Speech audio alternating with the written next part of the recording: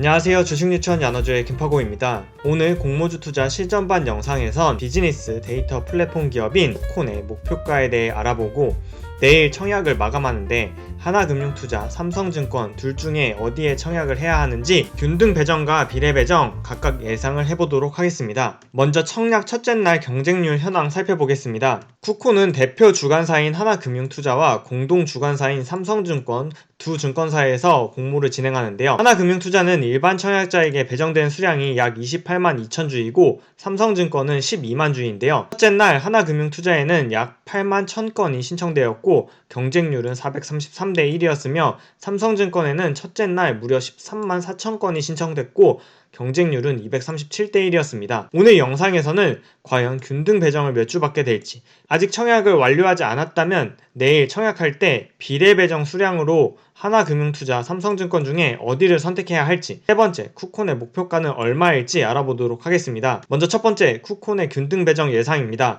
저는 내일 청약 건수가 오늘만큼 신청된다고 가정했는데요. 하나금융투자의 경우에는 내일 16만 2천 건이 최종적으로 신청될 것으로 예상했고 삼성증권의 경우에는 최종적으로 26만 8천 건이 신청될 것으로 예상하고 있습니다. 따라서 각 증권사에서 균등 배정 수량으로 정해놓은 수량을 예상 청약 건수로 나누면 하나금융투자의 경우에는 한 주를 배정받을 확률이 87%, 한 주도 배정받지 못할 확률을 13%로, 삼성증권의 경우에는 한 주도 배정받지 못할 확률이 77%, 한 주를 배정받을 확률을 23%로 보고 있습니다. 삼성증권의 공지사항을 살펴보면 이번 배정 물량의 50%만 균등 배정할 거라고 공지를 해둔 상황이고요. 주목할 만한 사항으로는 밑에 각 주의 중복 청약 금지 규정은 업계 시스템 구축 후에 상반기 내에 시행될 예정이라고 밝혔기 때문에 쿠콘은 여전히 복수 증권사의 중복 청약이 가능한 상황입니다. 하나금융투자 역시 균등 배정의 50%만 배정할 것으로 밝혔습니다. 그렇다면 실질 비례 경쟁률과 예상 비례 배정 수량은 어떻게 될까요? 먼저 1일차의 경쟁률을 토대로 증거금을 살펴보면 하나금융투자에는 2조 7천억, 삼성증권에는 약 6천억이 몰린 상황입니다. 저는 내일 비례 청약을 노리는 증거금이 더 많이 몰릴 것으로 생각해서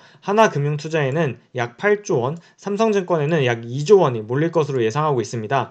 이에 따른 실질 비례 경쟁률은 하나금융투자가 2,500대 1, 삼성증권이 1,400대 1을 기록할 것으로 예상했는데요. 각각 일반 청약 한도, 하나금융투자는 14,000주까지, 삼성증권의 온라인 등급 한도인 3,000주까지 청약을 한다면 하나금융투자에 14,000주를 청약하신 분은 비례 배정으로는 5주, 삼성증권에 3,000주를 청약하신 분은 비례 배정으로는 2주를 받게 될 것으로 예상하고 있습니다. 그렇다면 가장 중요한 오늘의 하이라이트, 쿠콘의 목표가는 얼마가 될까요? 목표가 말씀드리기 전에 주의사항으로 저 야너주 김파고는 공모주의 상장일 주가 흐름 예측하지 못한다는 점, 본 영상은 투자 판단에 대한 조언일 뿐 투자 권유 영상이 아니라는 점, 목표가는 목표가일 뿐 결국 모든 투자에 대한 책임은 여러분에게 달려있음을 주의사항으로 안내드립니다. 먼저 쿠콘의 요약 손익계산서를 살펴보면 2020년 영업수익 약 500억에 영업이익은 110억을 기록했는데 당기순이익이 180억 원으로 껑충 뛰게 되고 이를 반영한 공모가 산정 시에 공모가가 꽤나 높게 산정됐음을 확인할 수 있습니다. 아니 영업이익이 110억이 나왔는데 어떻게 당기순이익이 이렇게 많이 증가했을까? 세부 내역을 살펴보면 금융수익이 약 130억 증가한 것을 살펴볼 수 있는데요.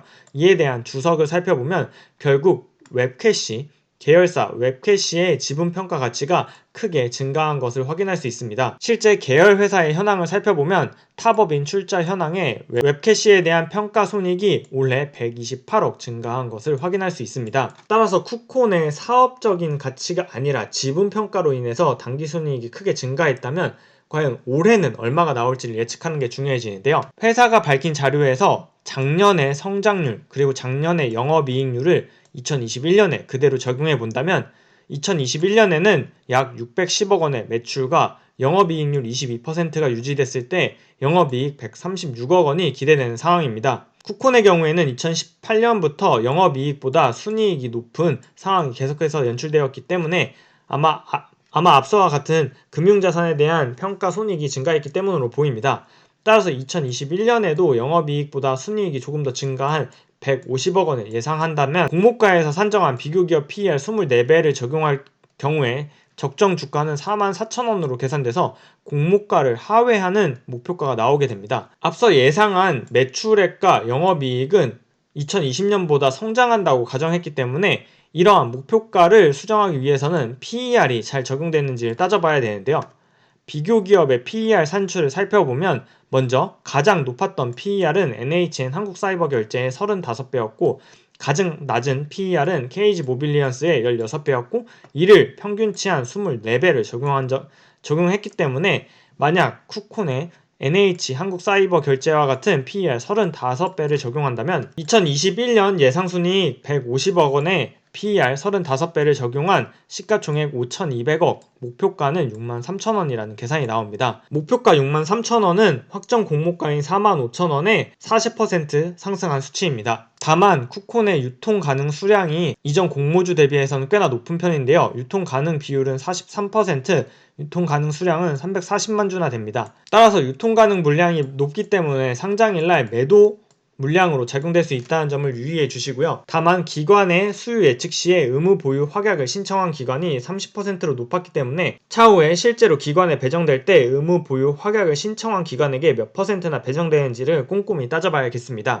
저는 화요일 내일 오후 2시쯤에 하나금융투자와 삼성증권의 경쟁률을 비교해서 경쟁률이 낮은 증권사에는 청약 수량을 많이 하여 비례 청약까지 노리고 경쟁률이 높은 증권사에는 10주만 청약해서 균등 배정을 노릴 예정입니다.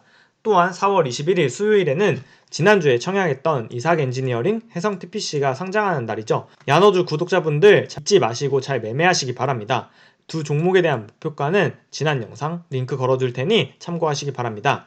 오늘 영상은 여기까지입니다. 오늘 영상 시청해주신 구독자분들에게 감사드리며 저희 야너주는 다음 영상에서 인사드리도록 하겠습니다. 그럼 다음 영상에서 만나요. 안녕!